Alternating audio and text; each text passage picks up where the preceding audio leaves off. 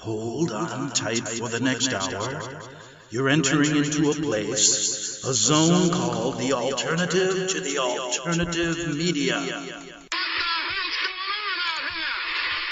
It's a place, a special place where even truth seekers fear to tread. All right, people, let's move like we've got a purpose. Affirmative.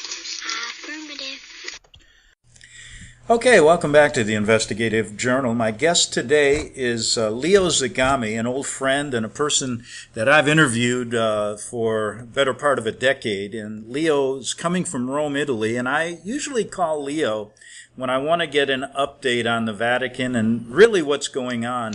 Now, just a little bit of history before I get to Leo. He's waiting patiently in Rome.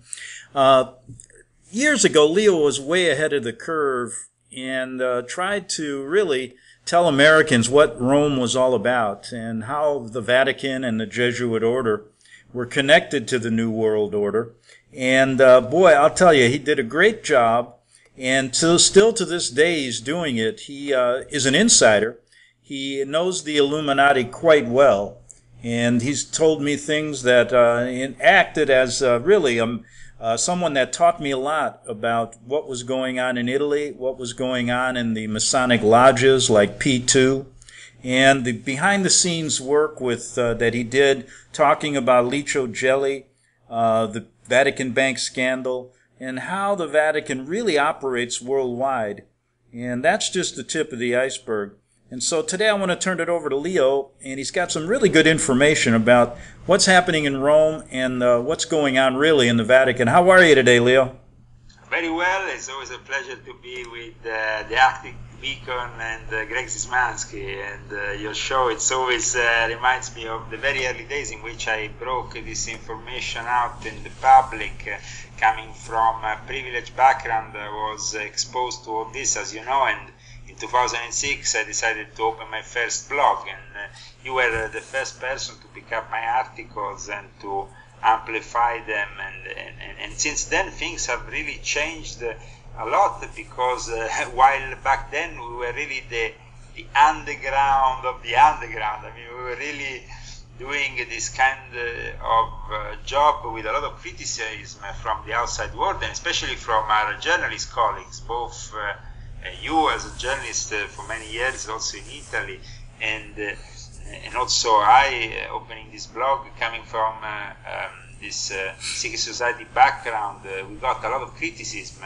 You remember how much drama there was between 2008 and 2009, and then now things have changed, because we have demonstrated with facts that this avalanche of sex abuse and cover-up cases that have recently fallen upon the church is not something that is recent at all. It's been going on for years. We were probably the very first ones to break certain information, especially regarding the Jesuits. At that time, we didn't have a Jesuit Pope. Now we have one, and things are not really turning for the better, but for the worst.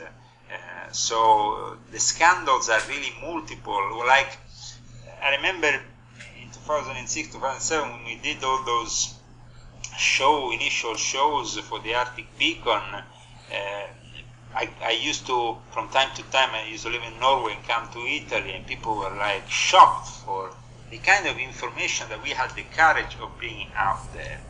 Nowadays, instead, things are very different. For example, we had a mass resignation of Chilean bishops this year because there has been really a big scandal in Chile. And Chile is the birthplace of my grandfather. It's a place that I never been there myself personally, but my mother and the rest of my family has been there. And of course, my family has lived there for almost 2 centuries. And they are very close to the Catholic Church. So this has been very much a shock for the people of Chile, who has been always very close to the Vatican. And it has been a real catastrophe. In fact, the other day, the Chilean National Prosecutor has enrolled 158 members of the Catholic Church in the register of suspects for committing or covering up sexual abuse against minors and adults in a period of time that goes from 1960 all the way till now. the Chilean magistrates opened 144 lines of investigation. That means really there is an enormous amount of corruption within the Catholic Church in Chile. But Chile is not the only place. We have still Cardinal Pell that has secreted and covered up for many years the activities of his priest, pedophilia activities of his priest in Australia. And already we had an archbishop that was condemned, the Archbishop of Adelaide. So things are really on the move and are demonstrating what we have said many years earlier. And now also my own collaboration with InfoWars in the last few years has proven that we can really fight this war with a powerful ally, which is of course Donald Trump, which is favorable for when it comes to fighting this liberal approach of the Catholic Church. In fact, Steve Bannon himself spends a lot of time here in Italy, in a monastery, in an ex-monastery down in the province of Frosinone, where there is an English monk, an English priest, who seems to have a lot of influence on the spiritual aspects of this new right approach here in Europe, which is being pushed from the US to counteract George Soros and the left wing, which of course represents at the moment the prevailing part of the New World Order, because they have for many years programmed this society thanks to the media, as you know very well yourself, Greg.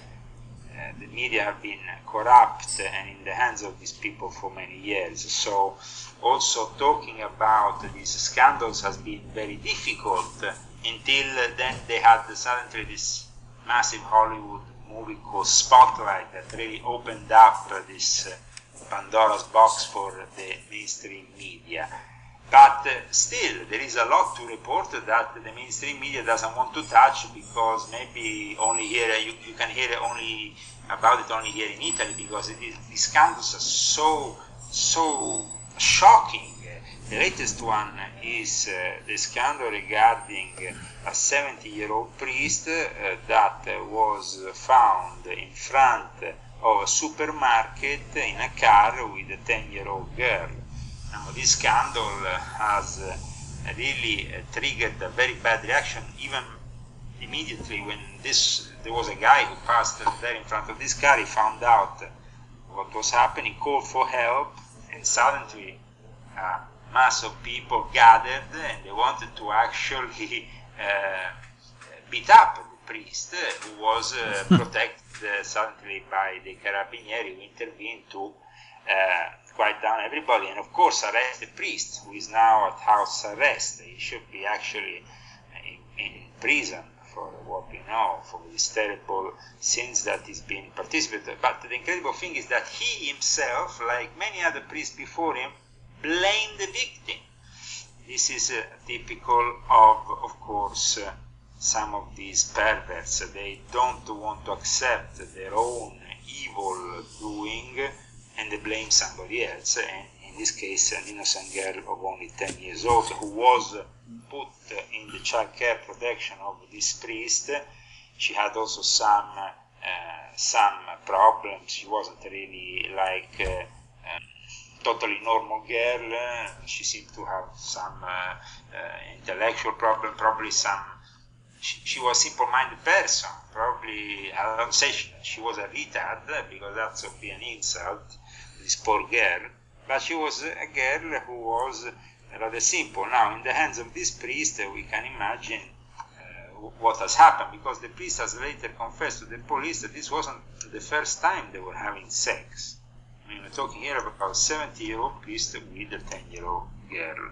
Then, in regards to other things that are happening in the church, that there has been a Catholic friar who received, I think, from the European Union something like 6.5 million euros to finance his own community known as the Oasis 7 community. This guy is called Father Antonio Zanetti, and he basically enslaved the refugees that went to his community for create sexual slaves for his own pleasure. They were forced to take Viagra. They were forced to make porn movies with the friar, with this Father Antonio Zanotti. And all this, of course, until one of them didn't rebel and said, a terrible experience for which I also tried to take my life. This is one of the young refugees who was a victim of this priest said. You know, if I could say so, if I could say something, Leo, you know, these scandals, every time I call you, there's new scandals that hit like this that are just unbelievable. They never get covered in the American press. What's the Vatican's reaction to these once they come out in the Italian newspapers? Okay, while before they actually were completely silent, so you didn't really hear about them on the Italian papers. Since the age of the internet, we have now all these blogs, and now the newspapers are kind of forced to pick up on this information because immediately the blogs pick up on this real time, maybe the police arriving, priest taking drugs or being bought something bad, enslaving a refugee or whatever. This was kept secret for many years. You know very well that even when we started this whole thing 10 years, now 13 years ago, I mean, certain things will be unimaginable also in Italy. So the good thing now is that at least in Italy this information manages to come out. Of course, the international press only brings out this information out of Italy only if it's forced. We noticed one thing, Greg. Last year in July, it was 1 year ago, when I broke this scoop about this guy who was caught by the Italian police having an orgy in the Palace of the Holy Office, and I actually gave the name of this priest before everybody else, and we broke this information on InfoWars, and only then the mainstream media and even the Italian press brought out the name. So they were kind of forced, because initially they didn't want to bring out the names of the people involved because it was a gay orgy with cocaine in what used to be basically the Palace of the Inquisition, which was very disturbing and also very embarrassing for the church. Whatever happened to this guy, the priest? Sorry? Whatever happened to the priest that you mentioned? Well, you see, all these priests seem to disappear once they kind of, they get, of course, condemned both by the Italian law, and now the Vatican also is kind of condemning every now and then. But what happens is that usually they are put in monasteries, in guarded monasteries, which most of the time, I tell you the truth, Greg, from what I heard recently, also from some journalists, friends of mine who were debating this recently, they're not up to the job they have to do. They actually become like just vacation places for these pedophiles who all together can gather, and instead of being a real and proper prison or something that can punish them, the fact also that the Italian authorities have still a sort of they had the Patti Lateranensi, and then they had in I think it was the early 80s, the Villa Madama Accord with Craxi. They have a special deal between Italy and the Vatican. So in the end, these priests never really, only in very rare cases, if they have really been caught with extreme things that, maybe they get arrested and they spend time in jail. Other times they disappear from the radar because the Vatican puts them in some monastery in the middle of it. That's how it is. They tend to put them out of the public eye, so then people forget about them. You know, you were, way back when, you were one of the first people to come forward in the States, I remember, to verify information about the Jesuits and the Vatican's involvement in secret societies, Freemasonic lodges, etc., etc. And now that we have Pope Francis, who's a Jesuit, as the Pope, how does he fit into all these secret societies? Is there ever any information about him not to mention his past in Argentina. But what is how do you look at that as right now, as far as the Jesuits and the secret societies still working together? Of course, we have evidence of it in Wikipedia entry that you can all find if you go on Google. It's called the St. Gallen Group, which was the name given to an informal group of high-ranking reformists of the Church, headed by Cardinal Maria Martini, who died now, I think, in 2012. And Cardinal Maria Martini was a Jesuit, somebody, a very powerful Jesuit, Cardinal of Milan, Archbishop of Milan, from 1980 to 2002. He was the guy, the mentor of Bergoglio, and together with this group that used to meet in St. Gallen, with the Bishop of St. Gallen called Uwe Führer, and with other guys, they kind of created what they themselves called the St. Gallen Mafia. And the strange thing is that this church of St. Gallen in Switzerland is actually a church close to the headquarters of the Ordo Templi Orientis and the Illuminati, not too far away, close to Mount Veritas. And basically, this church was used by the Illuminati, imagine, who were doing Aleister Crowley masses every Sunday, to take the ostie for the Eucharist. Help me out here, because I don't have the word now in my mouth. It's the ostia that you give in the church, that bread. The wafer. The wafer, okay. The wafers, as you know, have to be consecrated, and even the Satanists, or people like followers of Aleister Crowley, wanted consecrated wafers, so they always used to get them from this church. The interesting thing about this church is that German Cardinal Karl Lehmann, Dutch Bishop Ad van Leeuwen, and Cardinal Achilles Silvestrini, which I'm sure you remember, powerful figures of the Vatican, and also of the British Cardinal Basil Hume, created a sort of lodge in St. Gallen, out of the eyes, of course, in Switzerland, very reserved, and they tried already in 2005 to get Bergoglio elected. They didn't manage in 2005. They managed, though, to remove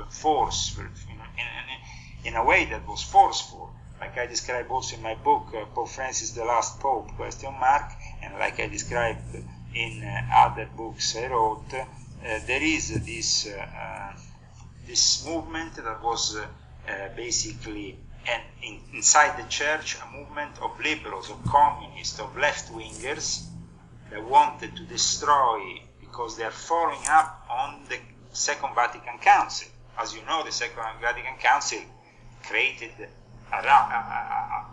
something different from what the church used to be before. So from the very conservative approach, we went on to Papa Roncalli, Papa Montini, two popes that were said themselves to be Freemasons.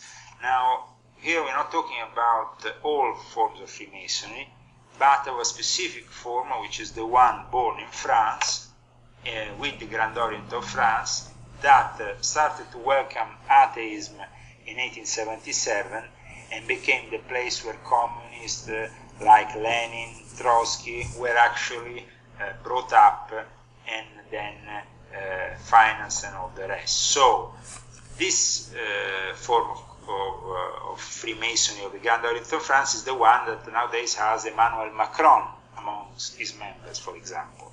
And we have seen Emmanuel Macron arriving in Rome basically in a situation which was very odd, because he didn't even bother to go and visit the Italian Prime Minister, because there is a lot of tensions with Italy at the moment, between Italy and France, because of this immigrant crisis. And he went instead to be blessed by the Pope and take on this title that basically they give to French presidents. Is a privileged title connected to the church that you might remember, the church of San Giovanni in Laterano, St. John in Lateran, right? Which is which is one of the oldest churches in Rome, and the original Vatican, actually. So Macron, a figure that, as we know, is not really Catholic, because Macron, has this very odd old wife who basically went out with him when he was a teenager. So he was actually raped as a teenager by what became later his wife, who was at the time his professor.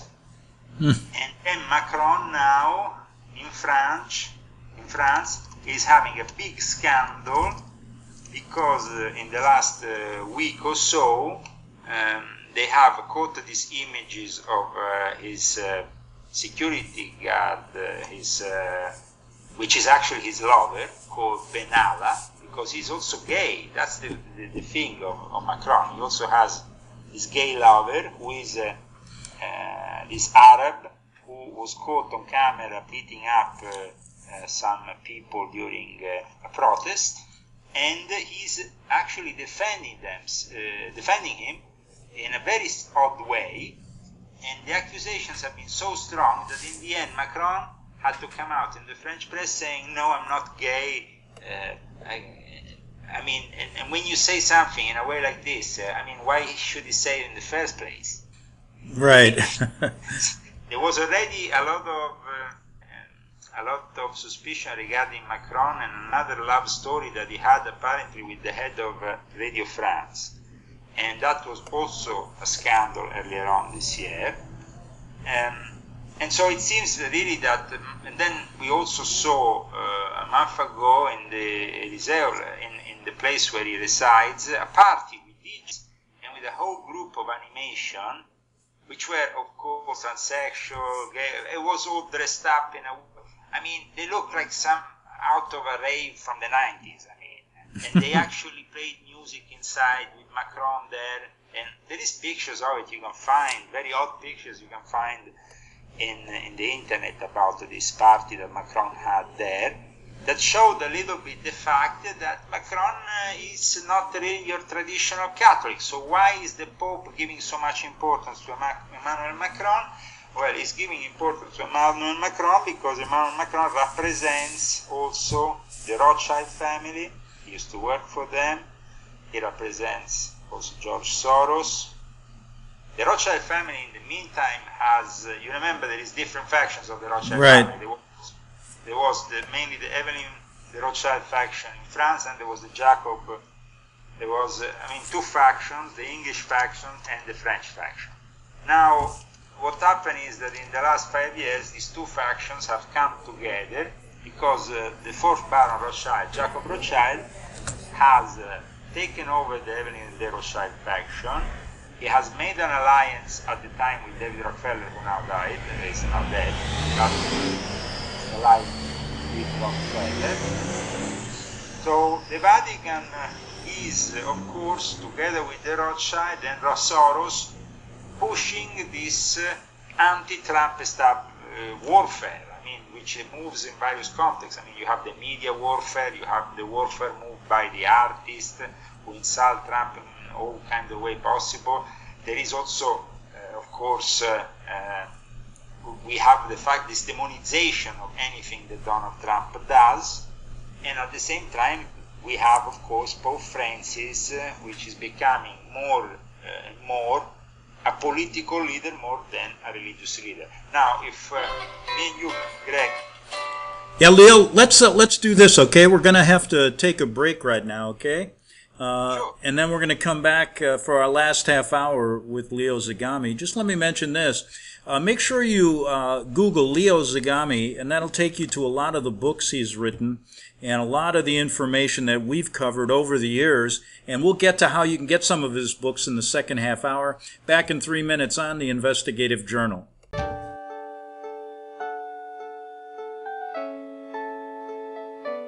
The program you are listening to is 100% sponsored by you, the listener, on this First Amendment Rights Media channel. You will notice that there are few commercials on this radio network. There's a good reason for that. Corporate advertising dollars come with strings that limit program content. So without your help, these programs cannot continue on internet or our several affiliates. If you benefit by the educational law programs, we ask you to give. If you are admonished or nurtured by the Bible and ministry programs, we ask you to give. If some voice a cause that you are passionate about, we ask you to give.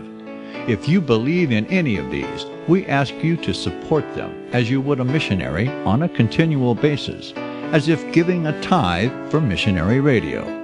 These programs are not commercially viable and must be supported by those faithful to the cause of truth. Look for the button to sponsor your favorite programs at our listen and schedule pages on the internet. Then, when you subscribe, we will send you the last quarterly MP3 CD of that program immediately, and continue to do so with each new quarter. We will also give you unlimited archive access to all of our programs.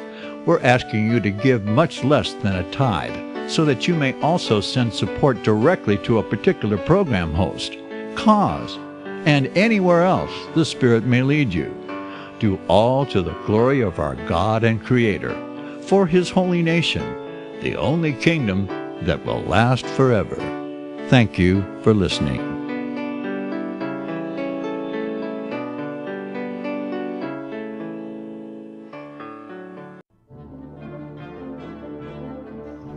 Visit crosstheborder.org, CROSS, crosstheborder.org, to get your print, EPUB, or PDF version of Nicholas Arthur's new book titled When the Third Temple is Built. That's crosstheborder.org. When it comes to prophecy today, much of the evangelical Christian world has their eyes on Israel, waiting and watching to see when the third temple will begin to be built. The plans are drawn, the Jewish people are eager. Most evangelical Christians today believe that the rapture will happen before the third temple is built. Hi, I'm Michael Eugene. I was taught that Daniel's 70th week was in the future. Is that really what the Bible teaches? Have we searched the scriptures and found this to be true? Why is it so important for a re-established Israel to build a third temple in Jerusalem? Is it necessary to build a temple on the same location already occupied by the Dome of the Rock? Is it necessary for sacrifices to take place in the temple on Temple Mount? Is there really a rapture followed by 7 years of tribulation? What is the New Testament temple? Can we identify history and prophecy? Who is the first beast in Revelation chapter 13? Who are the 7 kings in Revelation 17? I have asked all these questions, and I have found Nicholas Arthur's new book, When the Third Temple is Built, answers all these questions and more using Scripture to interpret Scripture. The Bible says that no prophecy of Scripture is of any private interpretation. Nicholas shows us in his new book, When the Third Temple is Built, how the Bible interprets prophecy and not man's private interpretation. Visit crosstheborder.org, CROSS, crosstheborder.org, to get your print, EPUB, or PDF version of Nicholas Arthur's new book titled When the Third Temple is Built. That's crosstheborder.org. The following program is labeled dangerous and off limits by the supreme Jesuit command. But stand tall, people. Listen up, and you may just learn something. Oh, dear Lord Jesus, this ain't happening, man. This can't be happening, man. This isn't happening. Okay, we're back for the second half hour of the Investigative Journal. Go to my website at greganthonysjournal.wordpress.com. You can get shows going back over, 12, 13 years regarding the Vatican-led New World Order. And you'll find a lot of shows and a lot of stories I did about my guest today, Leo Zagami, who really talked, we used to talk about these things when nobody was talking about them. And one of the things that shocks me always is that there is a Jesuit Pope now. I never thought of that 15 years ago. I said, no way, but I guess we have a black and a white Pope in the same robes, huh? Huh, Leo?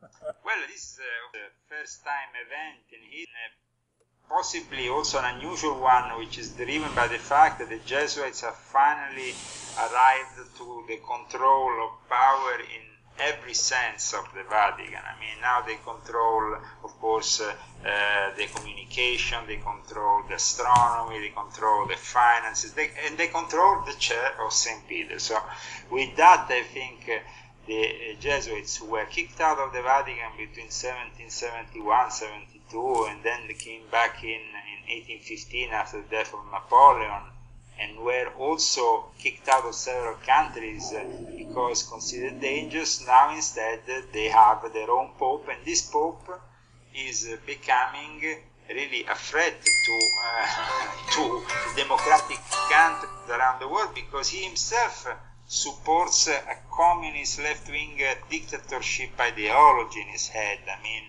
he is just forcing upon Europe the fact that we need to accept immigrants, and that we need, basically forcing at the same time Italy to become a sort of refugee camp for Europe. And this is of course unacceptable for a beautiful country like Italy with so much culture. And so the recent crisis now involves the main Catholic weekly magazine in Italy called Famiglia Cristiana, which has compared the populist Italian minister Salvini to Satan. Now, just to kind of give an idea of what's happening in Italy politically in the last couple of months, we had finally a new government in Italy. The elections were in March, but it took actually 3 months to finally get a government, and we had a lot of problems to actually get the president of Italy to accept this government, because the Italian system is so twisted, and in the end the left wing had always the control of the presidency of Italy. So, but finally we got this populist government, and this government, which is also supported by Donald J. Trump, who was probably one of the main reasons why we finally got this government, and we sent home the Democratic Party of Matteo Renzi, and all the other parties colluded with George Soros, because the left-wing parties in Italy were all colluded with George Soros. This came out. There were actually official documentation about the financing that George Soros gave to these parties. And so, in the end, now Italy is starting to regain that sovereignty, though there is still a big threat, because Silvio Berlusconi, who used to be a center-right politician, he himself has been corrupted by the New World Order, and he himself not really living to his own tradition, and is actually becoming more and more involved with the left wing.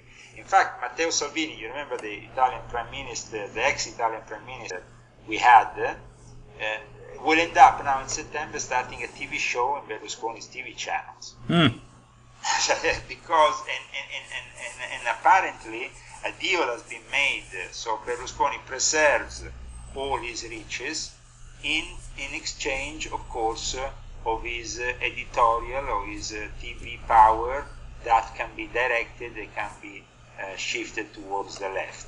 But the Italians are not taking all this. I mean, we have to understand that the Five-Star Movement worked very much with the internet, so they can bypass the TV. At the same time, I tell you, the party that is being more successful is really the Northern League of Matteo Salvini, which has also amongst their team people which have been collaborating with Italians for Trump, which is my organization close to Donald Trump. And so we're very happy to see that finally we have a government that is criticizing Europe, that is blocking the arrivals of the immigrants, but at the same time, of course, the Pope is criticizing all this, and the main Catholic weekly magazine is comparing the Interior Ministry Matteo Salvini to Satan.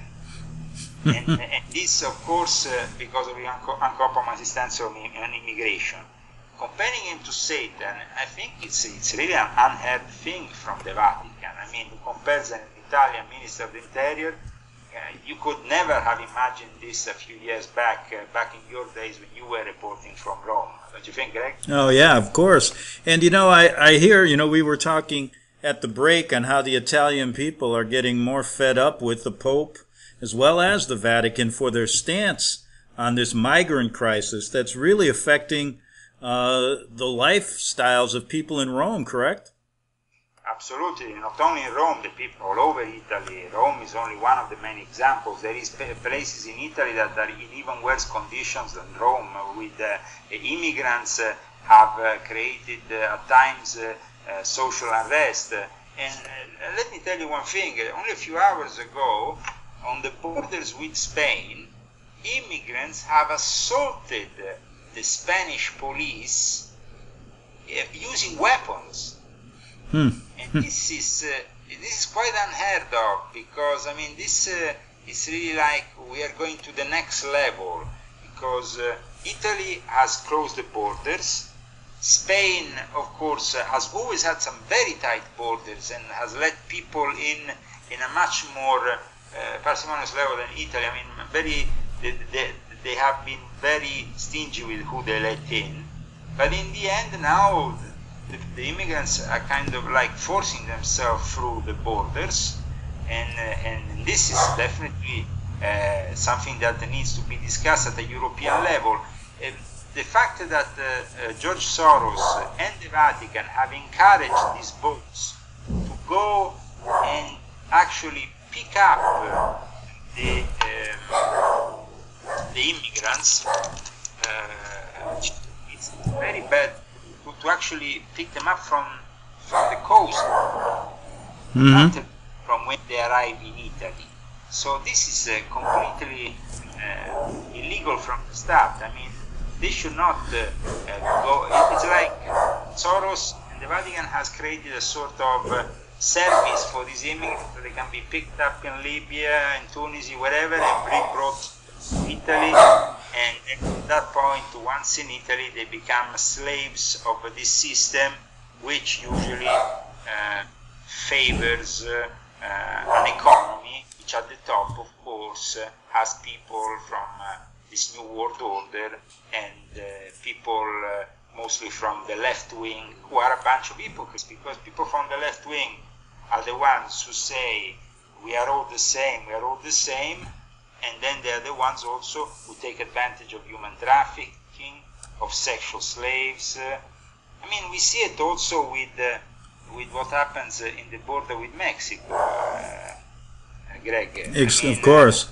You have now all these Hollywood people that are attacking Trump, that are encouraging people on crossing the border. Even the president of Mexico, the new president of Mexico, is encouraging people to basically just flood America if they want. No? Exactly. I mean, you have probably the pulse of the situation even more.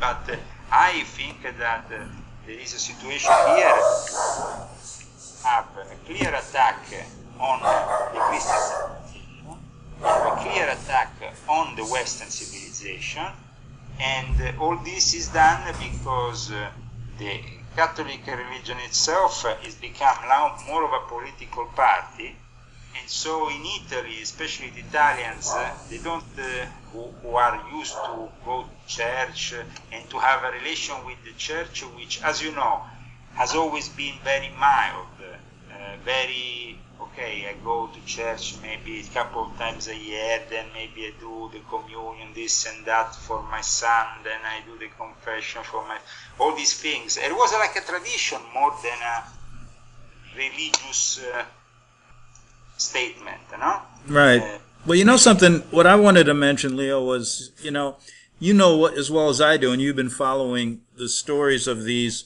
what happens with these illegal migration in Europe. There are many places in all of European countries, in France, in Sweden and other places, maybe even in Italy, where people that live in your country, that are citizens of the country, cannot go anymore because these basically radical Islamist groups have created Sharia law. And I can't understand why the Vatican would support something like that. I think you know why. Tell us. Yes. No, I mean, the Vatican is supporting it, first of all, because they get 1 billion a year only in Italy for this activity of absorbing in some way the migrant crisis with the refugee centers and so on.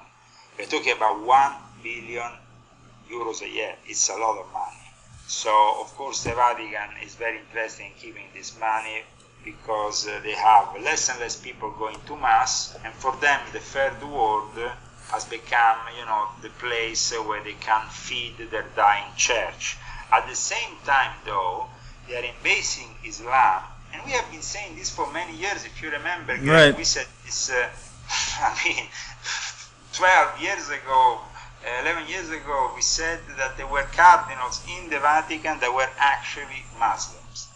And people laughed at us. People thought we were crazy. I mean, we were the first one, Greg. I think it was 2007. I remember it was probably April or May 2007. We were the first ones to give this information out. And the guy who gave me the information, and who got this information for the Vatican representative, who himself was immediately killed after we got this information. It was the Vatican diplomat in Turkey, and he got mysteriously killed by his driver. And what he said at the time was very disturbing, because if you remember, we stated that there were at least 40 cardinals in the Vatican that were pretending to be Christian, but in reality they had already embraced Islam. Because and when I went back to Italy in 2008, I heard it from basically a Monsignor in the Vatican, very high up in the Vatican, himself admitted, he said, well, Catholic religion, Christian religion is a dying faith. Nobody reads the Bible, nobody follows and practices anymore. Islam is a religion that demands a very strict practice. It's a religion, of course, also that condones something that these priests all seem to love, pedophilia.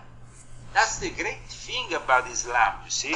When you get to become Islamic, then you are embracing the religion of Muhammad. And Muhammad was a guy who basically married a 9-year-old girl. So, I mean, at that point, all the pedophiles of the Vatican, of course, they secretly convert to Islam. The fact that Islam is not more critical about its origins and about the fact that they have Muhammad, and not only Muhammad, but also the cousin who married his daughter and so on, they were all a bunch of pedophiles. So, what can we do? I mean, it's a reality. It's not a conspiracy, the fact that Islam is a religion of pedophiles. But the problem is that, for example, we had gang rapes, gangs of Muslims in England and in Great Britain raping women. This story was silent over and over again. And now, in these ghettos, like you mentioned earlier, the Sharia law seems to be the prevailing law. So in those ghettos, basically, it's normal that 40, 50-year-old guys have teenage wives, or even younger. Because they have created an enclave as something that is not basically, is not Europe anymore. It's like being in the Middle East. Yeah, so, yeah. And, now, and are you seeing these kind of no-go zones even in Rome? Yeah, sure. La Casilina, for example, in the area of Torpignatara. In certain areas also after San Lorenzo towards the Appio, there is also there other areas that are becoming... actually, at night, people don't go out anymore in these areas after 9, 10 o'clock. They are too afraid. Let's remember also for a minute Tom Robinson, the guy who was arrested after being accused of assault. There is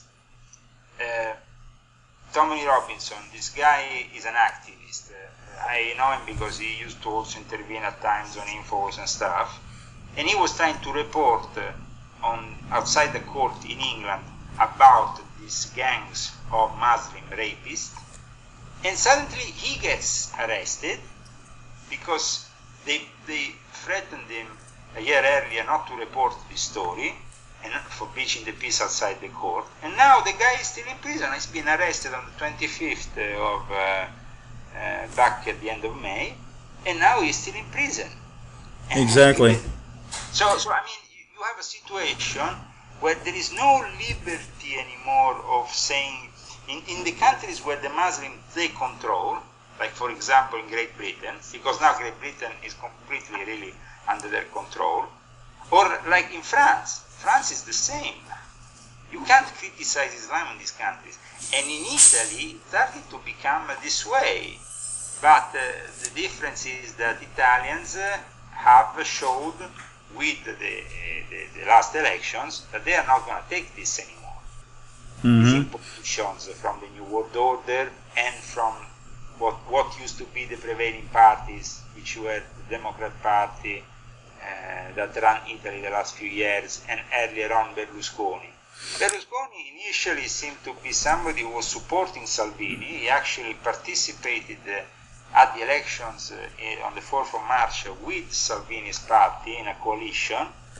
But then after the election, the coalition became another one, the one between the Northern League and the Five Star Movement, simply because these are parties that are relatively new to a system of old folks that still are controlled by the Vatican.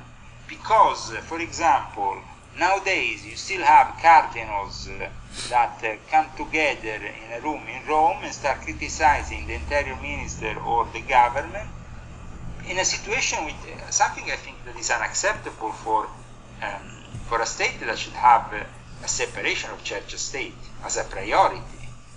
And any state should have this separation of church and state, no? But we always have seen, even many years ago in our research, and I remember we talked about it in the past, how this separation of church and state is not always respected. Exactly. And, one thing I wanted to touch on, we have about, 4 or 5 minutes here, is basically years ago, you had a run-in with radical Islam, I think, when you started to talk about the Vatican's connection to it when you were living in Norway, correct? Yes, because at that time I was involved with a Muslim woman who was my wife, my first wife, and she basically, they didn't, the whole community that was around there and the sect, really, because it's the sect of that Fethullah Gulen connected to the Jesuits, didn't appreciate the fact that I was exposing them, especially when I showed, you remember the picture of Thomas Michel, and I was talking about the links that Thomas Michel had with Fethullah Gulen, the New World Order, and the whole show. I mean, and Thomas Michel used to be at the time the secretary for the interreligious affairs of the Jesuits.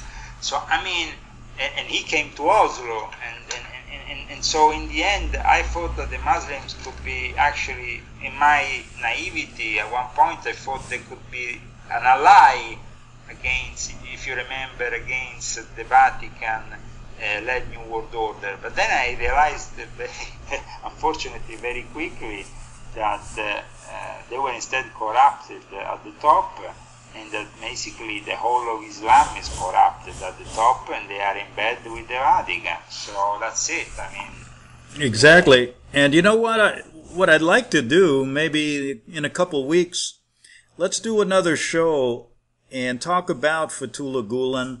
You know, he's being protected here in America as a radical Islamist. His connection to the Vatican, also to many world leaders, and why this story is important. And I remember you were persecuted in Norway for bringing this stuff up years ago, right? Yeah, I mean, Fethullah Gulen, who basically nowadays is on the most wanted list in Turkey. He is actually wanted by Erdogan because he created that failed coup d'etat in Turkey, warning for years that the Fethullah Gulen was dangerous. Even when Erdogan himself was still connected with Fethullah Gulen, I started to hear things, especially back when I was still living in Norway, in the Muslim communities close to Fethullah Gulen, things that I didn't like. One thing struck me amongst all the others, which I think will make a great ending for today's show, is that they had that fundamentalist approach that says, in the end, we will put the flag of Islam on St. Peter's Square. It's the same concept that was later brought up also by ISIS, that also made a cover of their publication with that image. So you see, even the so-called moderate Islam, because in the thing, I had to leave Norway because in Norway the Turks of the Fethullah Gulen movement had made a deal with the Clinton Foundation and the Norwegian government for the creation of a so-called peace center. And basically they didn't like me exposing any of it, and of course since then I never saw also my son ever again. So that was the price I had to pay for these revelations. Right. And you still have not seen your son, correct? And I still haven't seen my son, but I know he's doing much better since he was basically forced to leave Turkey by the fact that these idiots were participating to the coup against Erdogan, and once they failed, they had to leave Turkey and go back to Norway. So at least I know that he's not living in Istanbul anymore. That is been a positive thing. Hey, listen, Leo, we're running out of time here. Tell us where we can get some of your books. You can get my books on Amazon, Leo Zagami, or Barnes & Nobles. I will suggest you get Volume 5, my latest book, which is The Decline of the West and the Rise of Satanism in Our Society. This is Volume 5. I also have a new book coming up in October called Invisible Master, which is also a book I will suggest you get. And of course, you have my trilogy, Confessions of an Illuminati, and the book Pope Francis, The Last Pope, on CCCC Publishing, which is my publishing house website. So speak to you soon, and it was great to be with your audience also today. Yeah, Leo, we have about, let me see, we got about 50 seconds here. Tell us your website again. Okay, the website where you can latest articles is www.leozagami.com, and I think that you can get a nice glimpse in the world of Leo Zagami if you want to read also all the latest regarding the Vatican, the Masonic lodges involved, the Illuminati sects, and maybe next time we should focus also a little bit on the activities of Freemasonry and the secret societies behind the migration problem, and also how they are involved with some of the worst aspects of it. Hey, that's great, Leo. Sounds good. Always great to talk to you. And let's get in touch again in a couple weeks, okay? Thank you very much, Greg. God bless America. Speak to you soon. Okay. That was Leo Zagami. We're all out of time. Back tomorrow on the Investigative Journal. The book of Revelation says, "The spirit of prophecy is the testimony of Jesus Christ." This is at the very heart of FirstAmendmentRadio.com. In that spirit, we have created the Prophecy Reality News app for all of your mobile devices, streaming First Amendment Radio 24 hours a day, 7 days a week. Available for your Apple, Android device, and smartphone, absolutely free.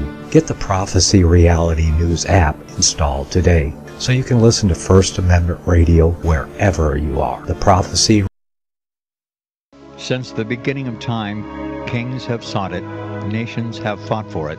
It has been traded, it has been borrowed, it has been purchased, it has been stolen. There's a reason for it. To secure the blessings of liberty to ourselves and to our posterity. Invest with the security of gold and silver. Call Discount Gold and Silver Trading at 1-800-375-4188 or visit discountgoldandsilvertrading.net.